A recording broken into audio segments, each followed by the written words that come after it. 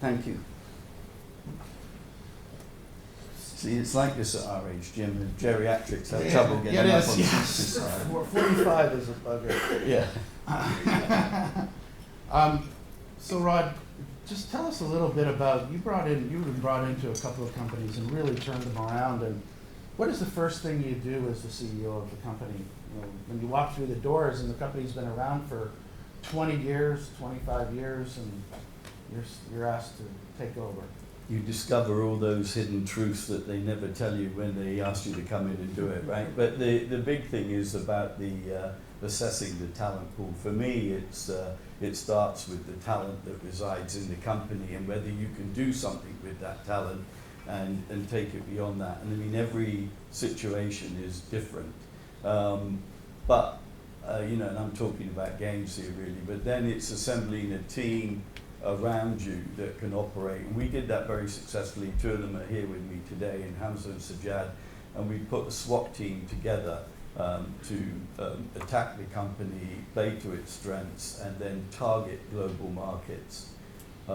If I deal with Jagex, which is a company that was founded out of Cambridge University, two graduates who built up a game called RuneScape, which in the dorms of Cambridge, which started off just as a hobby, and that culture has remained with the company to this day, and it's been an opportunity and a challenge. But within 6 months, they built 1 million people, but didn't have the infrastructure to handle it. So the company evolved, and coming into it, you had to unravel a lot of that in order to take the company forward on a global basis. So globalization, talent, team, those things. Yeah. And you gained the trust and respect of that team. Yeah, I'm sure you made many changes. What sort of obstacles did you run into? Top three. Top three. I think the biggest thing that I had to embrace was a cultural change. There was, as I say, it was really ingrained in the company. This was a company that was founded as a hobbyist thing, so its structure wasn't geared up, and its whole approach to the market wasn't geared up in a way that you'd think. It was incredible to look at a 15-year-old company operate at a static level in terms of its revenue at a time when the market was going like that. There was probably unrivaled growth, and 78% of its revenues came out of the UK and the US. And it didn't look beyond that. It didn't look to localize. It didn't look at what was going on around it.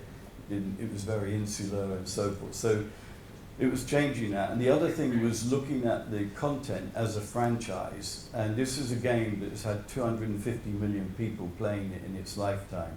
This is a game that it was almost $1 billion franchise, but the company wasn't promoting itself in that way, and no one was really paying any attention to it. So it was pretty insular. So I would say those were the main things we had to overcome. Yeah, those are good lessons for all of us. Culture, globalization, building on the franchise that you've built. Definitely things to consider in all software companies. So let's cut to the chase. You had to, you're dealing with three very large investment companies, investment firms, Insight, Spectrum, and Rain. And there was a very quick change. I remember, and we went through the process together, the M&A process of finding buyers, particularly in Asia, and then getting them to bid on the company, and ultimately getting Insight and Rain and Spectrum to, with all different opinions, to agree on and go forth with the deal, ultimately with Zhongji Holding. So how different is it? I mean, how did you manage that process? Tell us some of the fun things that you had to deal with between those investors and that buyer that was not even in the game business or in the software business. Bringing disciplined VCs together and being aligned. Yeah, it's you know, it's kind of interesting. Yeah, I mean, you know, to an extent you operate as something of a dictator because the goal is consistent. Getting there may have been inconsistent. So it was aligning them because the one thing they had in common was that, you know, they wanted an exit. So and they were all experts in their own right, and they all had views on the market in their own right. and they were very key, they were very vocal, intending to be the loudest in the room. So in order to harness that, you had to be pretty strong, and you had to be pretty dictatorial. And I guess that is one of the benefits of age, because I didn't care what are they going to do to me, right? And so forth. So it was getting them together, and you know, I can remember a conversation we had in China where we had one of those wonderful conference calls where you're trying to collate time zones around the world. And while there was a debate going amongst the shareholders, I could have walked out the room, had dinner, and come back and still not lost anything, etc. So if you value time, and for me, time is I think we're in time-based entertainment. I think time is the enemy. So it was just like, this is how it's going to be done. It's up to you guys. You want to achieve this. Part of it is intuitive. Jim will tell you that, because everyone in the world, the lawyers, the advisors, the shareholders were saying, and they were reading stuff and what was happening in China on a day-to-day basis. I would wake up to an email, have you seen Wall Street Journal today and the latest thing that's happening in China and the world is falling over, is this deal ever going to happen? And part of it is intuitive, right? And I just said, yeah, the deal is going to happen, because I was out there dealing with them and I could see firsthand that it was going to happen. And part of it is then to make the deal happen. And that isn't easy, and we ran it like a military-style operation. We assembled this task force, and we were laser focused on what we had to do within very rigid timelines, because I knew time was going to go against us, and we had to get it over the line. So you're managing the investors, you're managing the shareholders, you're managing the buyers in a different country, in a different time zone, different language. You're also managing your folks in the company, trying to keep morale up, and I'm sure they're reading all sorts of things about what's going on in possibly your deal or in the industry. The Chinese stock market going up and down like crazy. How did you keep the team together internally and by telling them the truth and what you believed in? I mean, part of it is you have to have a believable plan, and you have to get buy-in from the company that they can deliver on that plan to shareholders. You have to get shareholders who are always going to push you for growth, always going to push you for valuations, etc., aligned with the workforce who will take a view that what do they know about games, these guys, and so forth. And so getting that aligned was part of it. And then you're right. I mean, if it happened once, it happened every single day. There was a cap on money being exported out of China. And so how are we going to get around that? We use special purpose vehicles in enterprise zones where you could export $300 million without needing the Chinese regulatory sanction. And I mean, I remember we were in China and in Beijing, and we used a local external Chinese counsel. And the law firms were pushing back against each other on what was ever. And we were represented by a law firm with offices in London, but really driven by the VCs out of the States. And their view was, look, we've done a lot of this, and this ain't going to happen, and so forth. And what we did was we used this Chinese barrister, and they asked him, what are the chances of success? And he said, you can have a binding agreement, but if the Chinese government doesn't want to do it, they have the right of veto, so it counts for nothing. And so to the lawyers, that was like, a heart attack time and so forth. How do we get this thing through?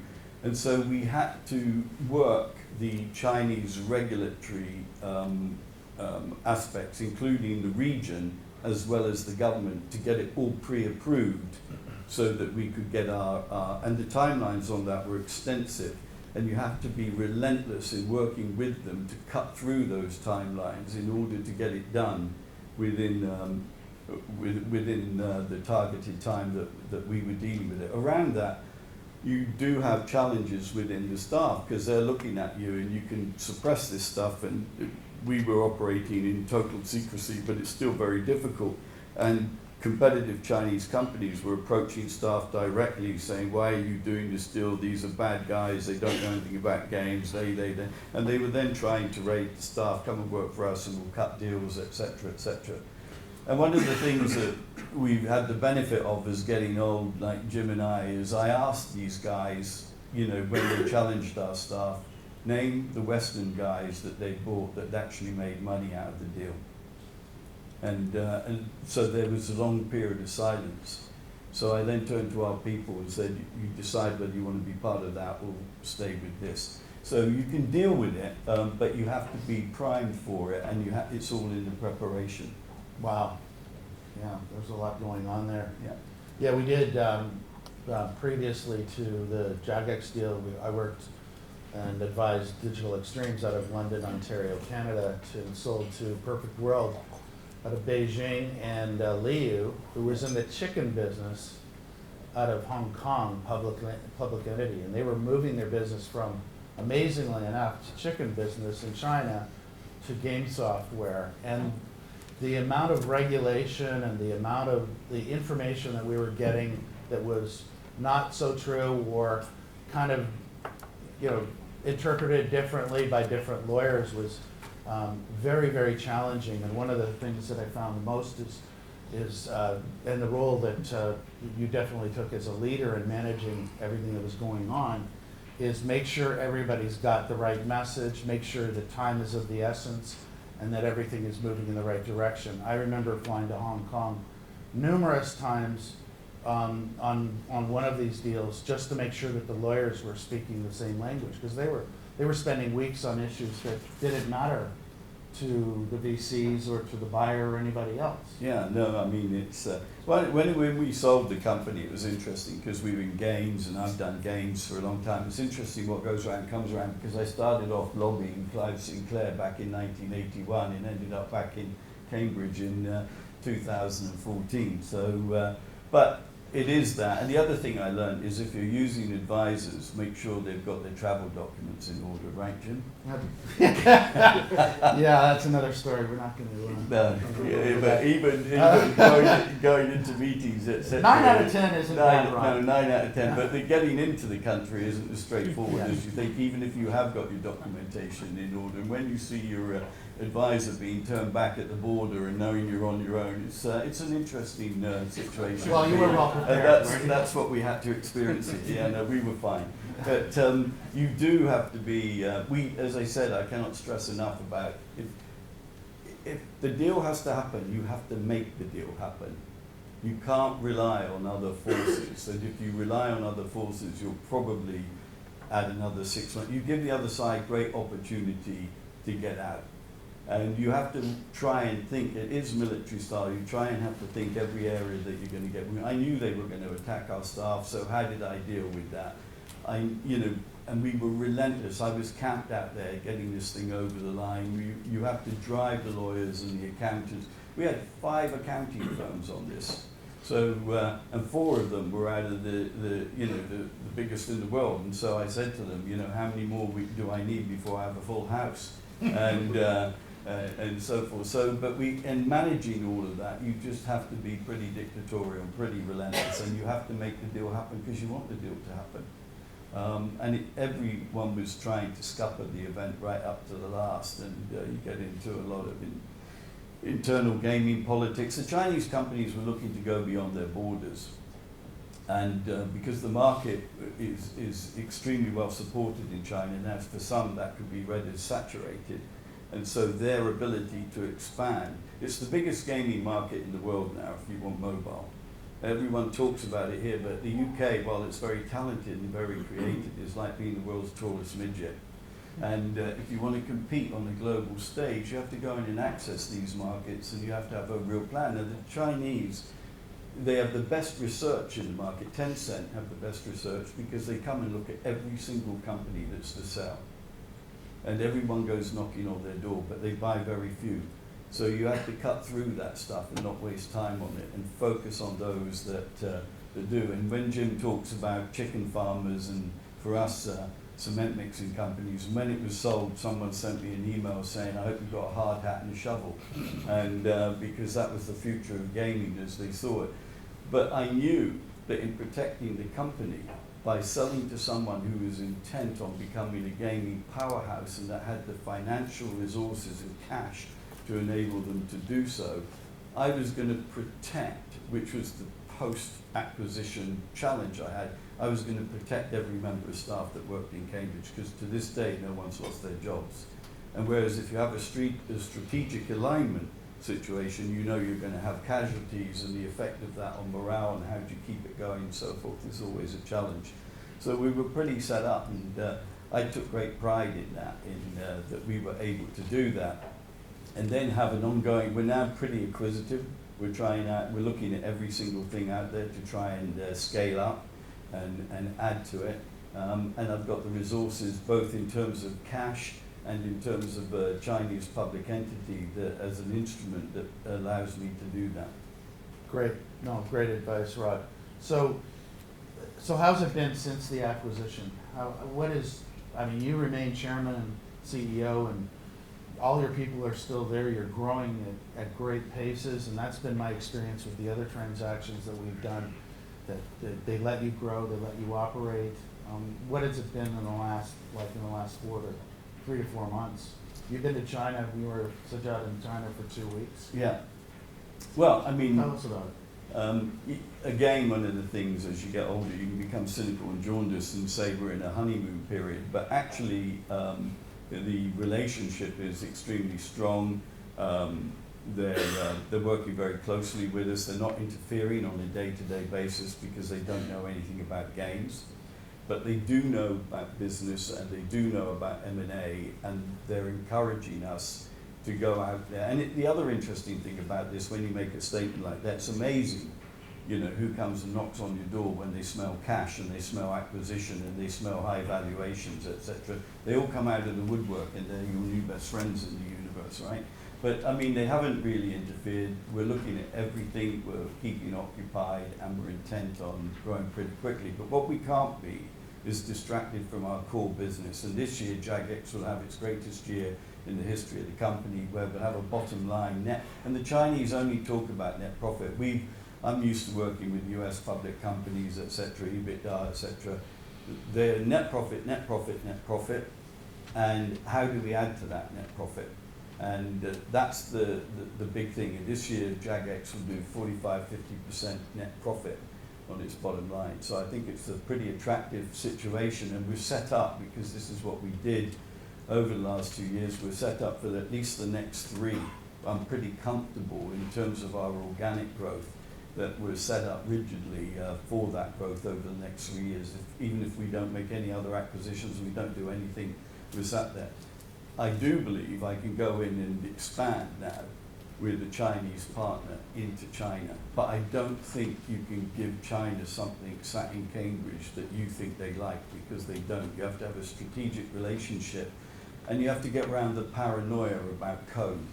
Because when I was at Codemasters, we did Formula One in China, and our development studios freaked out when I handed over the code, and they said, we're going to get hacked. I said, they're hacking you already. And get real. And the very first conference call I put together between the development teams, you could feel the venom from our side down the phone. We're not giving you guys anything. We'll give you dated code, dated engines. 3 months later, and the internal contribution out of China to the design of the game to appeal to the Chinese consumer with the business models that make sense. They came together, and I would say it was value added in the future of the game on a global basis than what was there before. But you have to be able to work together, and you have to open up, and you have to get around paranoia. Yeah, that's absolutely a lesson. So the lesson is stay focused on your business, I think, which you have.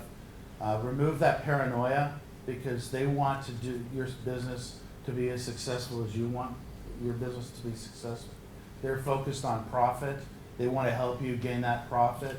And there is a different culture within the Chinese market, especially where these buyers are, where they have a different way of buying, acquiring, retaining customers, all of that. So it takes time to make that integration work. Yeah, and cash, particularly in the past, I've run companies that are cash starved, which is a bitch. In these guys, you don't consider, you pay attention to cash. I would never say that we don't, but cash is there without bounds at the moment to grow the business, and it's the deployment of cash. I mean, to Bruce's reference earlier about the cash reserves around the world and how they're trying to expand. And if you target China, I mean, it's a huge benefit having advisors that know the space. And Jim's been, you know, if we're anything, we've been missionaries in China for the last 10, 15 years, right? Trawling around and sitting in public company debates where they look at you and why are you going to China again? There's no business there. It takes that investment in time. And once you've got that knowledge and once you've got the integrity out there, they do business with you. And you have to figure it out. And with Jim working around that and the number of people that he brought to us and made introductions where we were able to then go in and do our part, which was, again, to Bruce's point, setting the store out, having a story to tell, targeting the market, giving them reason why, and looking at it from their perspective was critical to this. And we worked very closely together in making it happen. And the communication was almost instant in real time, right? I mean, we were talking all the time about how to do it and what we were trying to achieve and literally, you know, minute by minute plans. You get into all the bugbears of the market. I mean, it's a massive market, it's a massive country, and so geography and traveling around. So Jad and I were out there a few weeks ago, and you get used to sitting at airports for anything from 1 to 5 hours.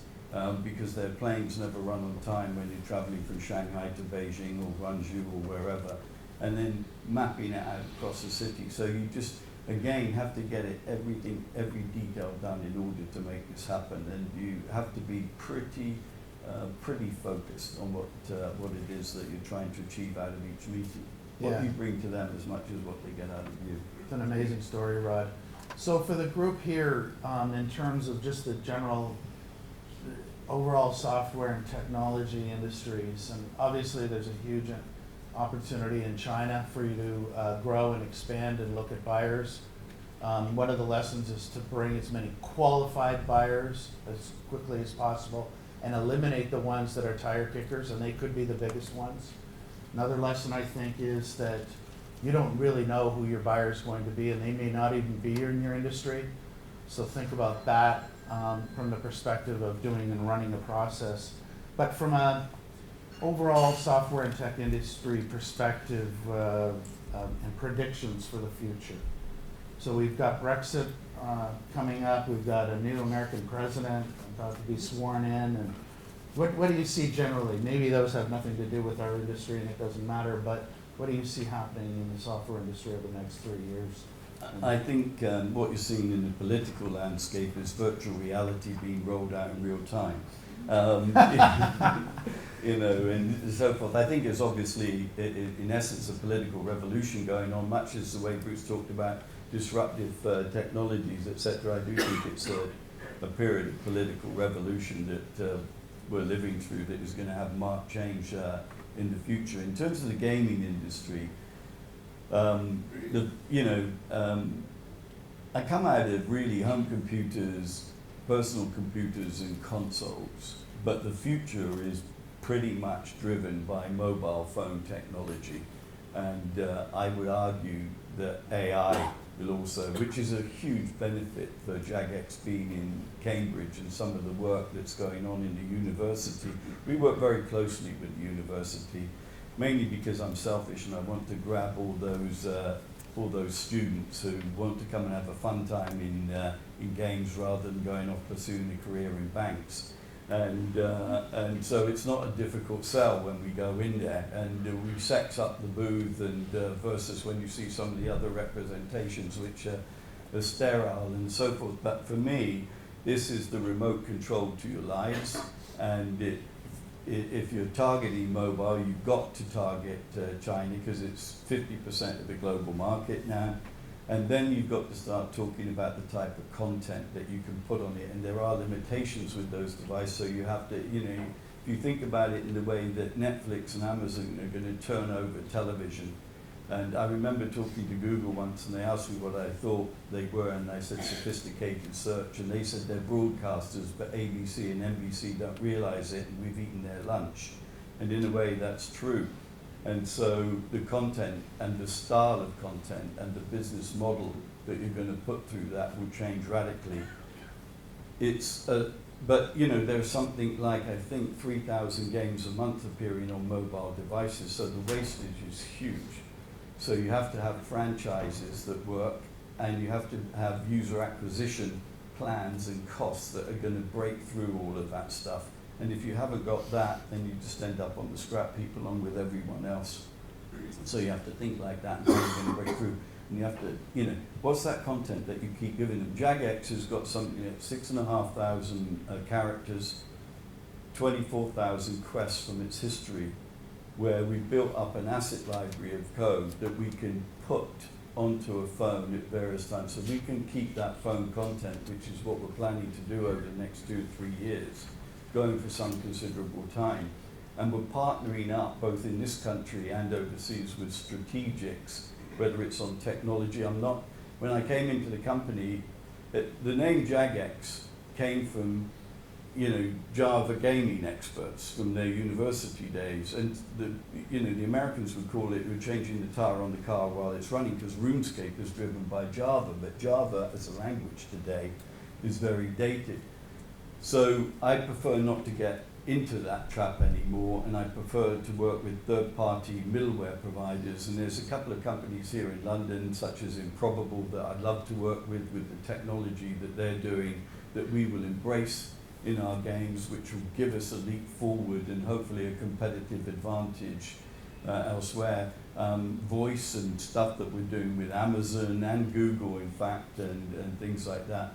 I don't see any benefit in inventing that stuff internally. I see in partnering up with these guys, learning on their dime, and then taking it on from there and setting the company up for huge growth in the future. Yeah. Great advice. I don't know how we are on time, but Good shape. we're in good shape. Probably take a couple questions. Do we have a couple of questions from the group before we wrap up this part? How did you talked about being open and honest with staff? Clearly, at some stages, stuff is highly confidential. How do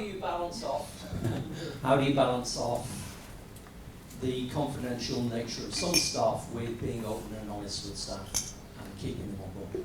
Yeah, I think the answer to that came in we separated the company into, we put a leadership team together, which was only 5 or 6 people. You've obviously got to have a CFO in the middle of that, partly the legal side of it. Corporate strategy done by these 2 guys and a product guy, and we kept it within that. And then we didn't lie to the staff, but we didn't tell them what was going on. And if we did, if we had deputations visiting us, it would be about product with a view to placing it in China. The interesting thing about Jagex in the sale process, you know, I had 3 VCs, one of whom had been in there for 10 years, 2 had been in there for 5, so it was time to go, right? And so it was always known that at some point in time there would be an exit plan, and the staff knew that. But the exit plan of the interested parties, all 5 were from China. So then you know, I was able to talk about, we're going to place the product in China. I'm going to work with one of these guys in order to do that. It meant changing the game, so the business models would change into microtransactions. The style of the artwork in the game would change, and we started to mock things up to make it credible, and being able to justify it around the company. And then around it, we put a lot of, I mean, it's all time, as I said, time is the enemy. We had Google in, we had Amazon in, we had other guys in, so it became part and parcel of it because I was driving growth, you know, and I was looking at every opportunity. So that's, but it's all in that core leadership team, keeping them together and keeping them highly focused. Thank you. Any other questions?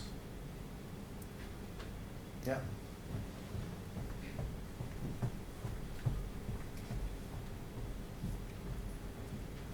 Ron, you touched upon a couple of points regarding going into China and dealing with some of the difficulties and challenges of China. Can you just broaden out and give everybody a kind of a flavour of what to expect, start to finish, going into China, selling your company? Yeah, I mean, I had some advantage because I'd done this 20, 30 years ago in Japan, because when we were trailblazing, I mean, the market historically was divided up between Japan and the West, and Japan was a major player, you know, because of the console side with Nintendo and Sega. And I mean, it's at least a third of the world market, and very creative in terms of its content. If you think of Mario and you think of Sonic and stuff like this, but it was incredibly difficult to do business in Japan for Western companies. And to this day, I can't think of a Western company that has been successful in Japan. So I used that background. I assumed that to be the case when I went into China. And I thought I'd have to pay my dues in the investment of time beforehand, and it was all in the preparation. I knew the deals would be difficult.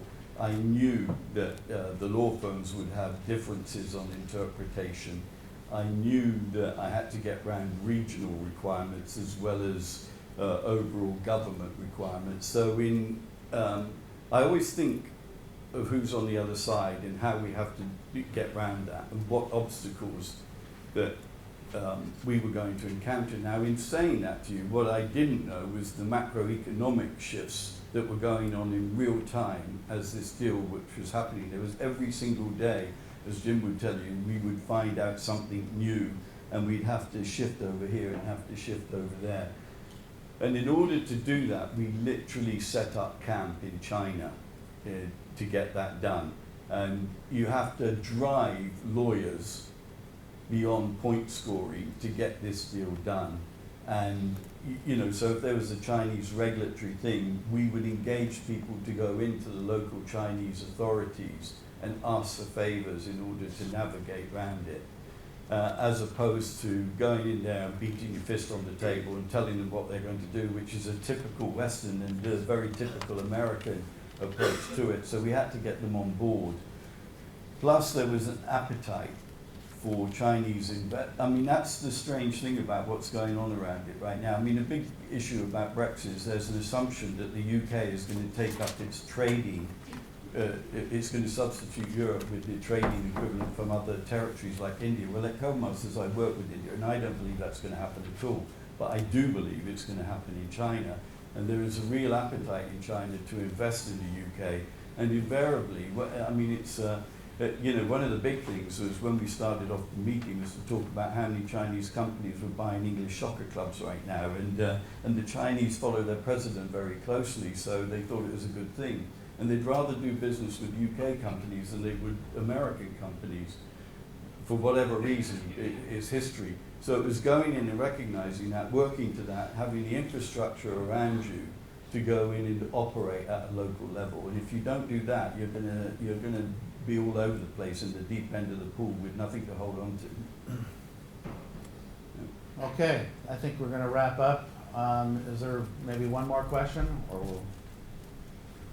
Okay. They're all bored with me now, Jim. They've heard enough, right? Thank you, Rod, for being so honest and sharing your time with us today. Congratulations on your continued success. It's a pleasure working with you as always, and thank you for your trust as well. Thank you, Jim. But I would say thank you to Corum, because he has been, I mean, you know, I would tell you know, I love bright young things. I've worked with VCs for the last 20 years of my life. I love watching the pictures when they come in. I was involved with people like Alderton in the UK for a long time.